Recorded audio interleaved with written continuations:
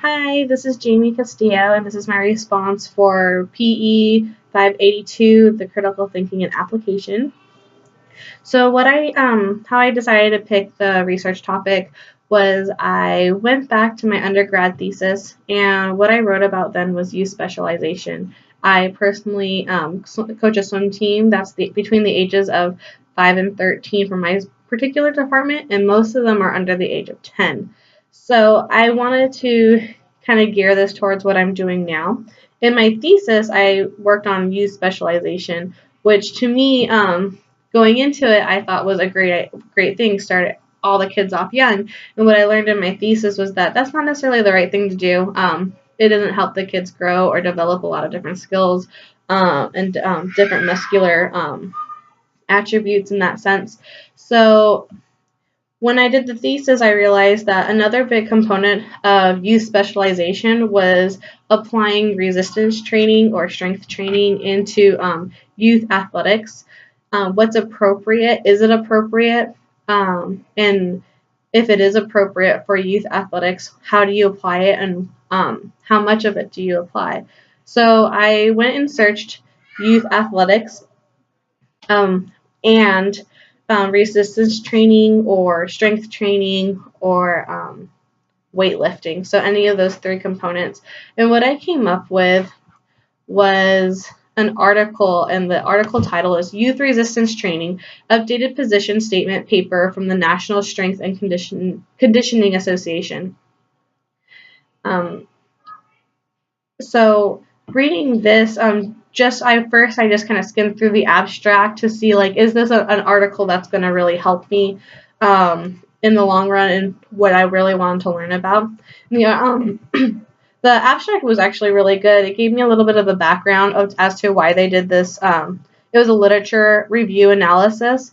So they went back to the 1970s, 1980s, where this was a big concern for youth athletics because they noticed that so many kids were getting hurt doing things like plyometrics, weightlifting. But it was also a huge, like the bodybuilding era where that kind of just boomed. So they noticed that there were so many injuries. And they couldn't really pinpoint exactly why at that time. So this literature review kind of went through everything all over again. This paper dated back to about 2007. A lot of the findings that they were showing and the statistics were from 2005, 2008, or 2005, 2006. And so what they were noticing is that kids weren't getting hurt doing resistance training itself. They were getting hurt because they weren't being supervised. They didn't know how to use the equipment properly. The equipment was not working to its highest standards. There was some either broken equipment or things needed to be adjusted to that child, and or there was just like random injuries. They also compared the statistics to the overall injuries. Most of the injuries that these younger kids are having these days are due to games, poor positioning of their body, poor positioning of their feet, their loading when they're like taking off. It's done incorrectly. So having the resistance training itself, doing it properly, doing it supervised, helping the kids is what they need. And so this research, when it concluded at the very end, was that resistance training is really good, especially like Pilates. If you put a little bit of resistance to that, plyometrics was something that was really great, and even using weightlifting. Of course, you're not going to give a small child a 200-pound weight, but doing it according to their scale. Another thing that they said was that it had to be age appropriate and body appropriate, which was going into pretty much you wouldn't be giving a younger child, like a 5-year-old, anything that was super heavy so that their body couldn't take it anymore.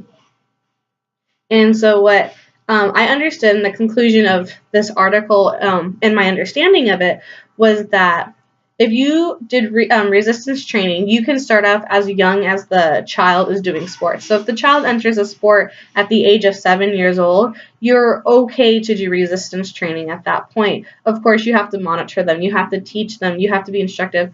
They also said no more than 3 days a week would you be doing resistance training, and you wouldn't go for any more than an hour at one time. Of course, you can build it as the child became a little bit more adapted to the exercise, but you don't want to push them too hard because that's what's going to start causing a lot of those problems like muscular dystrophy and whatnot.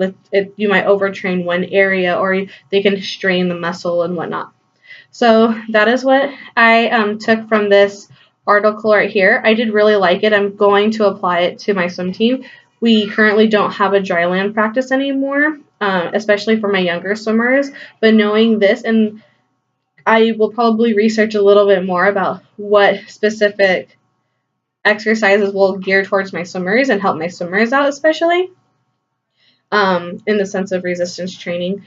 But I definitely saw a lot of benefits out of this article, and I definitely can see where you can expand after this. So the questions I would have afterwards would be maybe sports specific resistance training. What would help a swimmer? What would help a soccer player? What would help a baseball player? What would help a basketball player? And even what would help like Pee Wee football players? What type of resistance training would go to that specific sport for those youth athletes?